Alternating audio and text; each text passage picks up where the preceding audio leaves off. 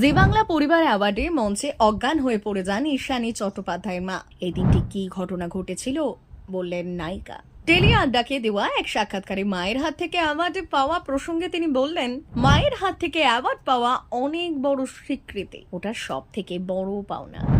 যে চাইনি যে আমি কাজটা করি, মানে চাইনি বলবো না, একটু ভয় পেয়েছিল, সে যখন পুরস্কারটা হাতে তুলে দিল সেটা বড় পাওয়া। আমার মনে হয় আর কেউ পুরস্কারটা দিলে আমি অত খুশি হতাম না। এরপর নায়িকা মঞ্চে তার মায়ের অজ্ঞান হয়ে যাওয়া প্রসঙ্গে মুখ খোলেন। তিনি বলেন, কিন্তু হ্যাঁ, একটা সমস্যা হয়েছিল। আমি অনুরোধ করেছিলাম, তার সঙ্গে চ্যানেলও বুঝেছিল যে ওই অংশটা হয়তো দেখানো উচিত হয়নি। আসলে উচিত অনুচিত নয়, আমার মনে হয়নি যে ওটা দেখানোর অতটা প্রয়োজন আছে, কারণ ওটা ইমোশনের দিক থেকে হয়েছিল। মা খুবই সাধারণ মানুষ, এত ক্যামেরা লাইট, সেখানে শুভস্মৃতি দাঁড়িয়েছিলেন, আবির দা ছিলেন, এত দর্শক, আর মা কখনো এত কিছু ফেস করেনি। মা ঘাবড়ে গিয়েছিল।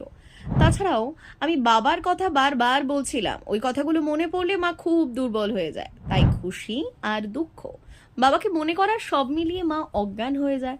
আমিও বুঝতে পারিনি, মাকে জড়িয়ে রেখেছিলাম, তাও মা পড়ে যায়, আমিও একটু ভয় পেয়ে যাই। নায়িকা আরো বলেন, মা খুব জোরে পড়ে, তারপর আমি শুধু দেখতে পাই মা অজ্ঞান।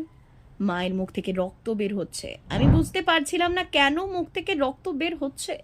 সেই কারণে আমি ভীষণভাবে ভয় পেয়ে যাই। সবাই ভয় পেয়ে যায়, পুরো ক্রু এসে যায়। কোনোভাবে অনেকক্ষণ পর বোঝা যায় দাঁত লেগে যাবার জন্য রক্ত বের হচ্ছে। তারপর সেটা ম্যানেজ করা হয়, অনেকক্ষণ পর জ্ঞান ফেরে। আমি প্যানিক করছিলাম, আমাকে সবাই সামলানোর চেষ্টা করছিল। এত কিছু হওয়ার কারণে মা পরের দিকে একটু চুপচাপ ছিল। অনেকেই ভাবছেন মা কেন গম্ভীর হয়েছিল, কিন্তু মা শুরু থেকে গম্ভীর ছিল না, হাসি মুখেই ছিল।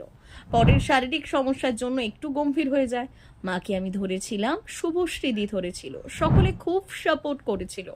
এখন মা ভালো আছে।